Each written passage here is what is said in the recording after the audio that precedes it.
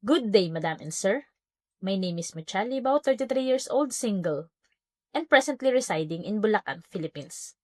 I am applying for the nanny position for your little ones, or perhaps for elderly. I have 9 years experience in Middle East. The first one is from 2016 to 2019. I took care of an elderly. My main duties there is to perform peritoneal dialysis for her, medication assistance, mobility, companionship, meal preparations, bathing, and do light household chores.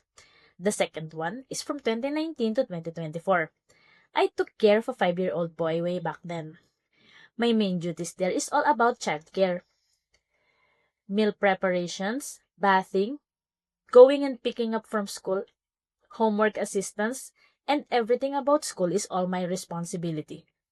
I am with him all the time, inside and outside the house, like going to the mall or visiting friends. I am making sure that my employers are updated every time that we are outside.